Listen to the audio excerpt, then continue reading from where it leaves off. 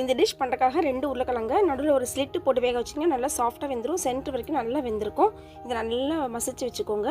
அடுப்பில் கடாய் வச்சுட்டு ஒரு 2 எண்ணெய் விட்டுக்கோங்க. இது கூட 2 மீடியம் சைஸ் வெங்காயம் சேர்த்துட்டு உப்பு போட்டு வதக்குங்க. வேகமாக வதங்கிடும்.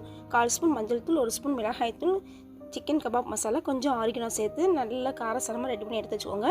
1 ஸ்பூன் மைதாவை தண்ணி விட்டு கரைச்சி எடுத்து வச்சுக்கோங்க. இதுதான் ஒட்டுற பேஸ்ட்டு. நான் ரெடிமேடாக ஒரு ஷீட்டு தான் வாங்கியிருக்கேன். ரொம்ப நீளமாக கடைசியில் கொஞ்சம் கட் பண்ணிவிட்டேன். நான் பண்ணுறதே அளவு மெத்தடில் ஃபோல்டு பண்ணி நீங்கள் ஒட்டி உள்ளே ஸ்டஃப் பண்ணி எடுத்து வச்சிட்டிங்கன்னா நமக்கு வந்து பாக்கெட்ஸ் எல்லாம் ரெடி ஆயிரும். அடுப்பில் வந்து கடாயை வச்சுட்டு பொரிக்க வேண்டியதான் பாக்கி. இதே மாதிரி எல்லா ஷீட்டையும் ரெடி பண்ணி எடுத்து வச்சுக்கோங்க. இந்த மிச்சம் உள்ளதையும் நீங்கள் கட் பண்ணி பொரிச்சு சாப்பிட்டிங்கன்னா அவ்வளோ டேஸ்ட்டாக இருக்கும். அப்படி இல்லை அதையும் க்ரஷ் பண்ணி நீங்கள் உள்ளே ஸ்டஃப் பண்ணி வச்சிட்டிங்கன்னா இன்னும் நல்லா ருசியாகவும் இருக்கும். கொஞ்சமாக எண்ணெய் விட்டனால நான் ஒவ்வொரு சமோசாவாக போட்டு பொரிக்கிறேன்.